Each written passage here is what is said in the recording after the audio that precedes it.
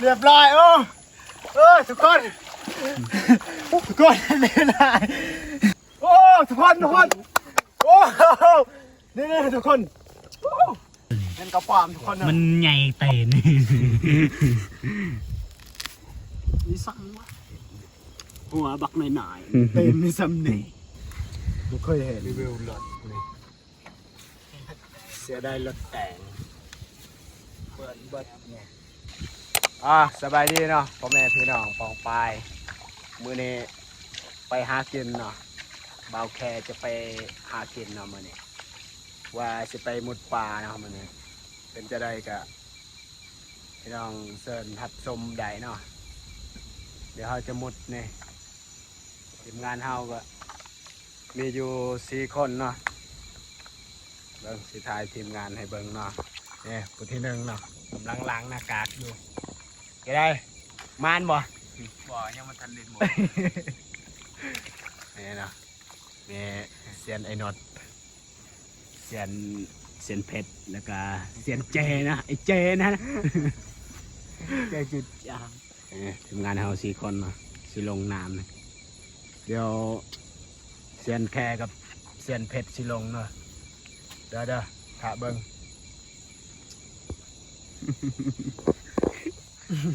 แค่ไม่ได้ใช่ครับ นี่nào thìป่าđâu tại bên ba ชิ้นที่บันเลยต้องสื่อสารนะหมอนั่นมันเป็นแนวนี้แหละพี่น้องไม่ต้องสื่อสารเลยมาตัดก่อนมีทางไปมีตัวแข็ง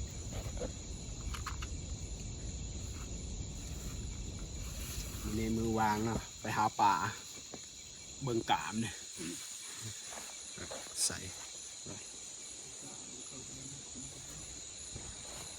เลือดบานตอนนี้ก็ล้างหน้ากากอยู่เนาะใส่สบู่ล้างทูๆก็ให้มันใสมันแจ้งใส่สบู่เปรกใส่สบู่แฟบนะ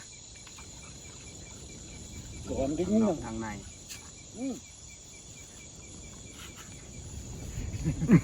ที่หมุดปลาเนาะ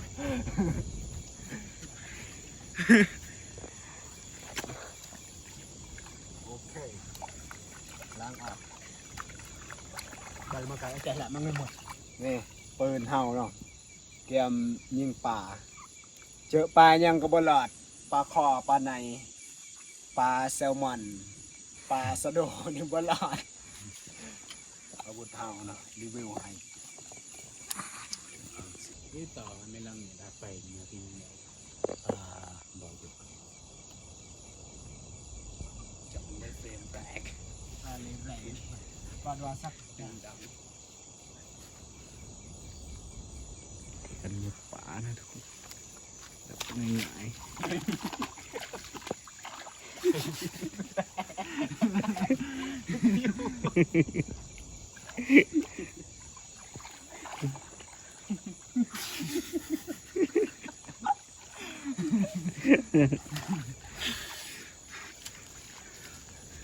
ผ่านไป4 เฟรมครับแหวนมันต้องเมื่อเสร็จ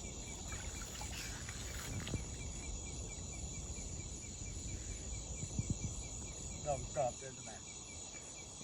กรอบป่ะ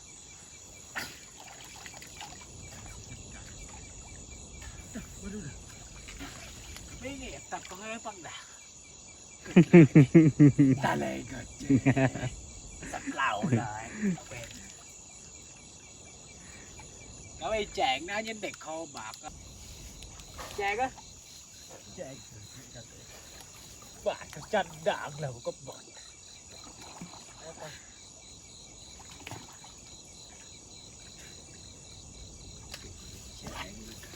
แจกจากนักก็ตีก็ได้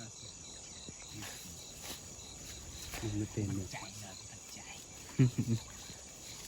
ตายแล้วก็แจ้งนะกัดก็เฟรมการหมุดปลาเนาะบริยังเนาะ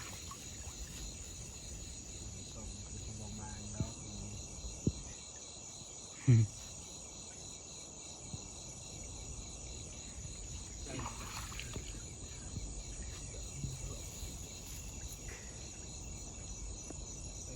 บักคำแหละ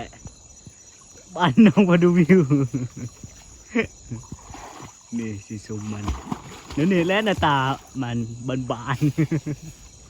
ๆ โกดเนาะวิธีเก็บเนาะบริยุงบริหยากเนาะนี่ว่ามันได้เก็บมันได้หลาย เอาไปขัวเนาะหดทรายไปเลย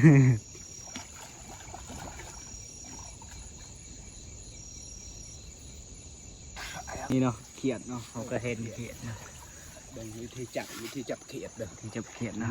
ปลายบานๆนะจับเขียด นี่เกือบหลุดนะ กูดเนาะซองเฮาเนาะเห็ดคลิปเนาะคุณดูมันต้องเห็ดแล้วมันต้องถ่ายเลยเนาะสมุดเนาะบ่ได้จับต่อเนาะประมาณหมดไป4-5เฟรม เจ้าเจ้าปลา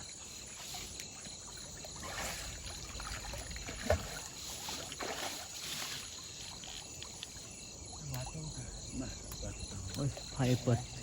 เครื่ออะไร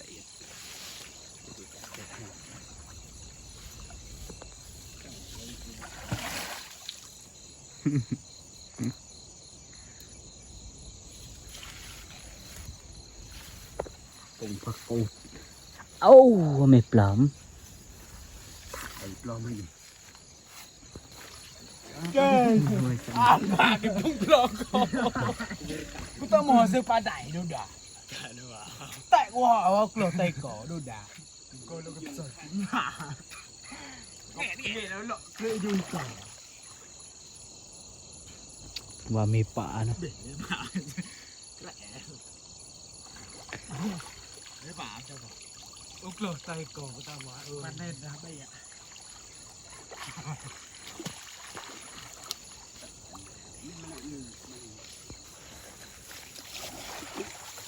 ที่การมุดป่าเนาะนี่บริยุงบริหยากเนาะ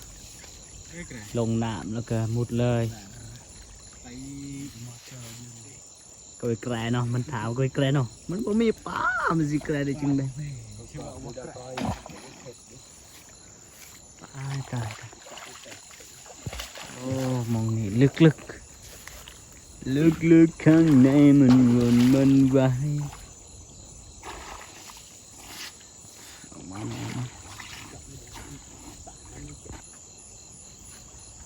เอาหมด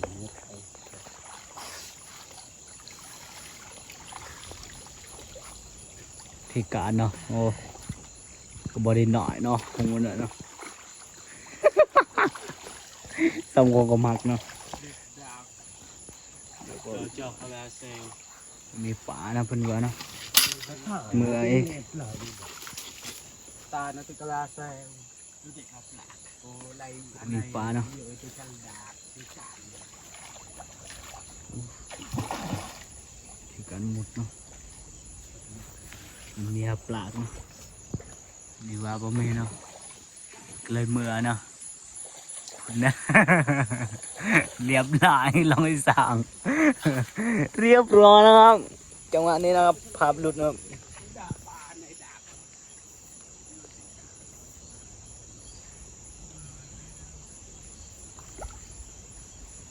ที่การยิงนะครับปลาปลางนะครับ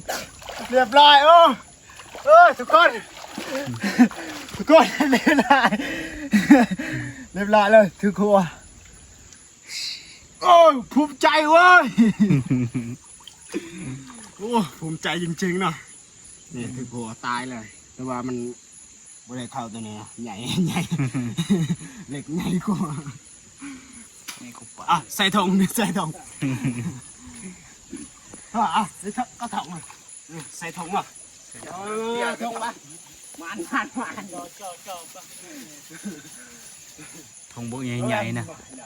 ทุกคนปลาขาว ขอนะทุกคนนะดูนะครับ คอใหญ่เพิ่นว่า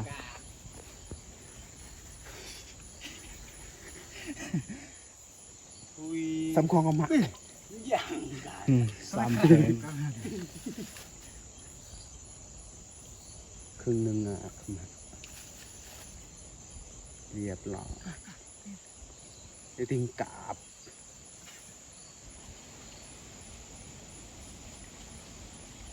แหวกกระฟ้า หันดูความหักปั้มความหักจะเบิ่งเลย สรุปคือเฮาบ่หมานเนาะทุกคนเนาะเบิ่งนี่บ่เห็นปลาเลย แต่อาวุธอุปกรณ์เนาะน้ำคือว่าคุณลายเนาะพี่น้องเอ้ยหนาวซื่อๆจะหนาวกับหนาวเนาะบ่ได้อิหยังสิว่าบ่ได้ก็ได้เลยเนาะโตหนึ่งหันได้แล้วโต แซงโอ้ตัวหนึ่งเขตวะ เฮ็ดโตหนึ่ง ไปดึกหน้ากากเจอลองเจอบานมากันเลย ปลาตัวหนึ่งหมดคันนี้ ไอ้หมาอันแหวะไม้จ๋าเหรอ มันเมื่อเลยเนาะบ่ได้เนาะมันหายเห่าเนาะมันเมื่อเลยมันแหลนเลยคน บ่ได้ปลาทุกคนปลาก็เมื่อเนาะ พอโตเนาะ สิหาเหยื่องเขียดไปนะไปเหยื่องเขียดคันได้เขียดนี่นะเมื่อโคตรกินเลย กลัว ได้คันใดก็ พอให้จุกตอก เบื่อยุบปัง เลี้ยวไตการเลี้ยวไตการ ไปก่อนสิเบื่อเมื่อเนาะ โอ้โหโอ้ทุกคนโอ้นี่ทุกคนเห็นกระป๋อมทุกคนเลยของดีนี่คันเห็นนี่มันบุนีเลยของตัวนี้นี่หมันขัดนี่ทุกคนหมัน ตึงอะโอ้ มันหลายทุกคนเลยกระป๋อมตัวหนึ่งนะพอดีแหละจะหน่อยเมื่อเห็ดแนวกินเนาะทีมงานเฮานะยันว่าทุกคนบ่จือหน้าเนาะเรื่องให้เบิ่งเนาะFC ทั้งหลายเนาะซื้อแค่เด้อเบาแค่ก็ได้ บอกแค่ตัวจ่อย นี่กระป๋อมตัวหนึ่งหักแขนหักขาสิมาโคตรกินเนาะสำนันแหละเอาแสงขาว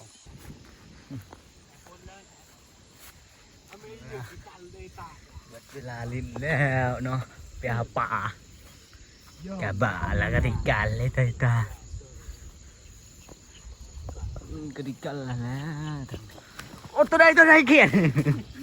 ใช่ชื่อดาหัว โอ้กูคิดเขียด เซนไอ้หนาเซนนะมันเลยยงก็โปะแปด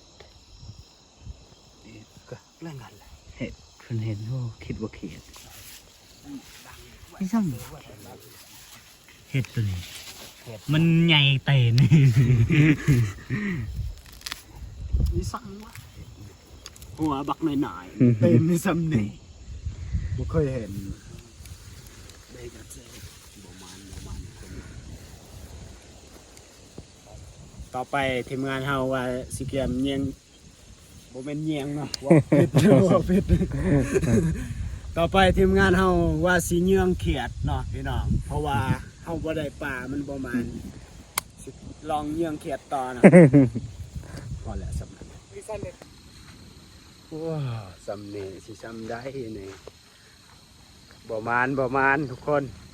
เหยื่องเขียดก็บ่มานบ่ได้เขียดหมุดป่าก็บ่ได้ป่าเหยื่องเขียดก็บ่ได้เขียดทีมงานบ่มานเกี่ยมเมื่อเนาะกะเกี่ยม ก็จะ มันบ่มานก็เลยฝ่าเมื่ออาบน้ำอาบในเนาะจุกโกรรีวิวรถนี่เสียได้รถแต่งเบิดเนี่ย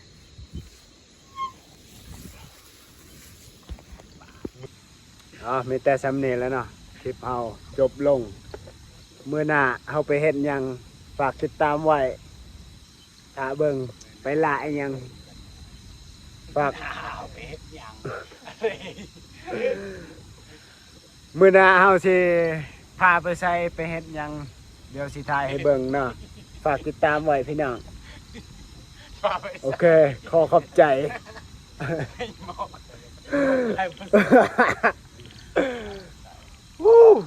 4 คนบ่หมาน